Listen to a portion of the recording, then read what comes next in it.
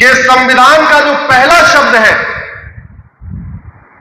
वो है सोवरेन, पहला शब्द। ये सेकुलर तो बहुत बाद में आया, ये सोशलिस्ट बहुत बाद में आया। संविधान के प्रियम्बल का जो पहला शब्द है वो क्या है? सोवरेन। सोवरेन का मतलब संप्रभु। संप्रभु का मतलब हम पूरी तरीके से स्वतंत्र हो चुके हैं, अब ना गुलामी का नाम होगा, ना गुलामी का निशान होगा, ना गुलामी की शिक्षा व्यवस्था होगी, ना गुलामी की परंपराएं होगी, ना गुलामी की पुलिस व्यवस्था होगी, ना गुलामी की न्यायिक व्यवस्था होगी, ना गुलामी का टैक्स सिस्टम होगा, ना गुलामी का एडमिनिस्ट्रेटिव सिस्टम होगा, कुछ भी गुलामी का नहीं होगा। अब सब कुछ हमारा होगा। इसको कहते हैं सोवरेन।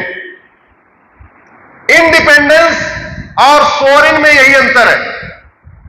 हमारे संविधान निर्माताओं ने प्रियम्बल में यह नहीं कहा हमें इंडिपेंडेंट भारत बनाना है। इंडिपेंडेंट तो हो ही गया था, 15 अगस्त 1947 को हो गया था इंडिपेंडेंट। तो संविधान निर्माताओं ने क्या कहा? हमें सोवरेन भारत बनाना है, संप्रभु भारत बनाना है। संप्रभु भारत का मतलब सब कुछ हमारा होगा। दुर्भाग्य आप देखिए, आजादी के 75 साल के बाद भी गुलामी के नाम चल रहे हैं, गुलामी की निशानी चल रही है, गुलामी की परंपराएं चल रही हैं और गुलामी के कानून भी चल रहे हैं। धन्यवाद देना चाहूंगा प्रधानमंत्री जी मोदी जी को। पिछले 9 साल में उन्होंने लगभग 1600 अंग्रेजी कानूनों को खत्म किया है। कितने कानूनों को? 1600। उससे पहले तक 16 कानून खत्म हुए थे 60 साल में, और 9 साल में 1600 कानून खत्म हुए हैं। यह अंतर है पहले के काम और बाद के काम। लेकिन अभी भी बहुत काम करना है। अभी भी न्यायिक व्यवस्था हमारी गुलामी वाली चल रही है, और ऐसी गुलामी वाली चल रही है कि हमारा ड्रेस भी काला, हमारा गाउन भी काला, वही गुलामी के टाइम वाला। बैंड वही पहनते हैं जो अंग्रेजों के टाइम में पहनते थे। एविडेंस एक्ट वही चल रहा है, छुट्टियों का सिस्टम भी वही चल रहा है। और इसका दुष्परिणाम यह है कि भारत में 5 करोड़ मुकदमे चल रहे हैं। 5 करोड़ मुकदमे डिस्ट्रिक्ट कोर्ट में है, हाई कोर्ट में है, सुप्रीम कोर्ट में है। एक मुकदमे से एक परिवार तो टेंशन में रहता है कि नहीं? जरा जोर से बोलिए।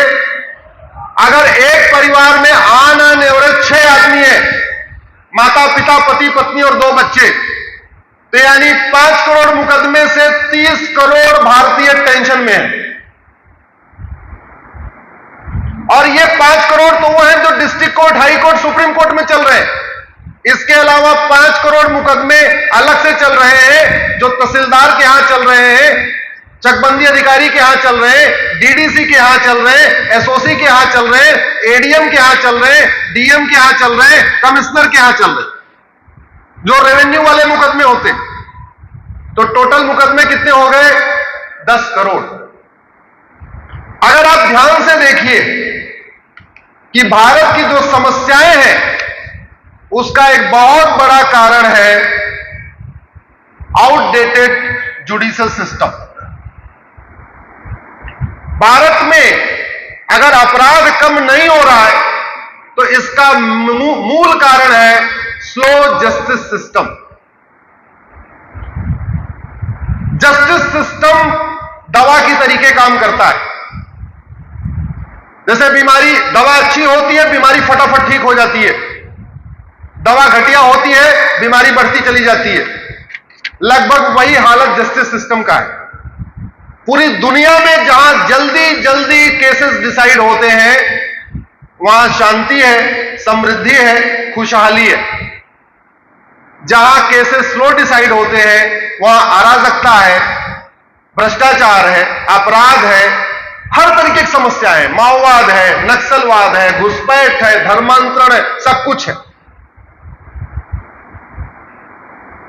अभी मैं एक केस पढ़ रहा था पंजाब का, अफीम की तस्करी में जेल गया और बेल उसको मिली तो हीरोइन की तस्करी करने लग गया।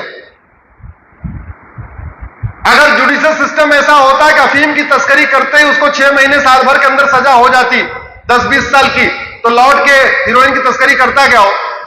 नहीं करता। इस देश में जो समस्याएं हैं उसका एक बहुत बड़ा कारण भारत में न्यायिक व्यवस्था का असफल होना। घूसखोरों को सजा नहीं होती इसलिए घूसखोरी चलती है, जमाखोरों को सजा नहीं होती इसलिए जमाखोरी चल रही है, मिलावटखोरों को सजा नहीं होती इसलिए मिलावटखोरी चल रही है, कालाबाजारियों को सजा नहीं होती इसलिए कालाबाजारी चल रही है, नशा तस्करों को सजा नहीं होती इसलिए नशा तस्करी चल रही है, मानव तस्करों को सजा नहीं होती इसलिए मानव तस्करी चल रही है, नक्सलियों को सजा नहीं होती इसलिए नक्सलवाद चल रहा है, माओवादियों को सजा नहीं होती इसलिए माओवाद चल रहा है, घुसपैठियों को सजा नहीं होती इसलिए 5 करोड़ घुसपैठिए आ गए हैं, धर्मांतरण कराने वालों को सजा नहीं होती इसलिए धर्मांतरण हो रहा है, अवैध निर्माण करने वालों को सजा नहीं होती इसलिए अवैध निर्माण हो रहा है, जिहादियों को सजा नहीं होती इसलिए जिहाद कर रहा है। भारत में जितनी समस्याएं चल रही है इसका जो सबसे बड़ा कारण है वो सड़ी हुई न्यायिक व्यवस्था है।